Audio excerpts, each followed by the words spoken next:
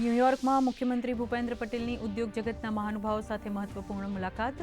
ગુજરાતમાં રોકાણને વેગ આપવાની દિશામાં થઈ ચર્ચા. ડેટા સેન્ટર માટે ધોલેરા અને ફિનટેક હબ તરીકે ગિફ્ટ સિટીને વૈશ્વિક સ્તરે વિકસાવવા જેપી મોર્ગન સહિતની કંપનીઓ સાથે થયો વિસ્તૃત વાર્તાલાપ.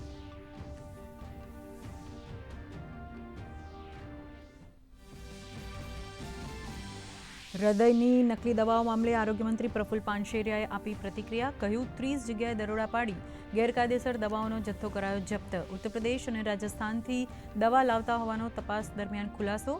પોલીસ ફરિયાદના આધારે હાથ ધરાશે આગળની કાર્યવાહી.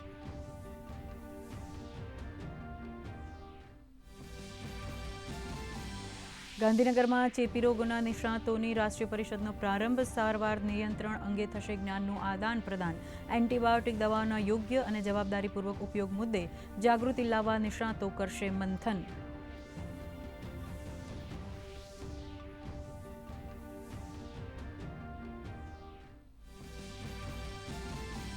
ગાંધીનગર સ્થિત એનએફએસયુએ દેશનું ટેકનોલોજી આધારિત ગુનાઓ સામેનું મુખ્ય સુરક્ષા કવચ. ગુજરાત મુલાકાત દરમિયાન ઓડિશાના કેબિનેટ મંત્રીએ દેશના તમામ રાજ્યોમાં એનએફએસયુ કેમ્પસ સ્થાપવા પર મૂક્યો ભાર. કહ્યું ફોરેન્સિક ક્ષેત્રે કુશળ માનવબળ તૈયાર કરવાની તાતી જરૂર.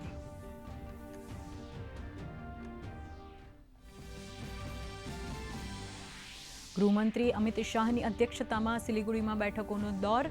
પહાડી વિસ્તારમાં સમસ્યાઓના કાયમી ઉકેલ માટે મધ્યસ્થ સમિતિની રચવા માટે કરી જાહેરાત. સરહદી સુરક્ષા મુદ્દે પણ ઉચ્ચ સ્તરીય બેઠકનું આયોજન.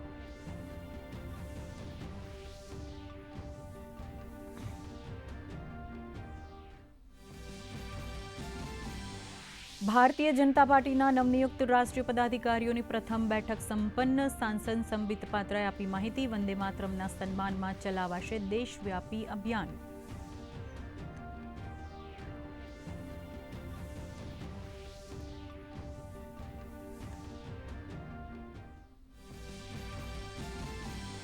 રાજ્યમાં ફરી મેઘમહેરના એંધાણ. આગામી 7 દિવસ દરમિયાન હળવાથી મધ્યમ વરસાદની શક્યતા.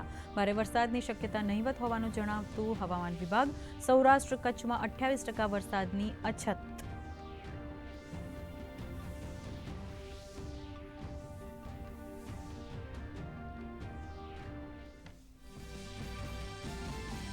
અને મેન્સ હોકી વિશ્વકપમાં આજે ભારત અને નેધરલેન્ડ્સ વચ્ચે ટક્કર. સેમીફાઇનલની રેસમાં સ્થાન મેળવવા ભારત માટે જીત જરૂરી.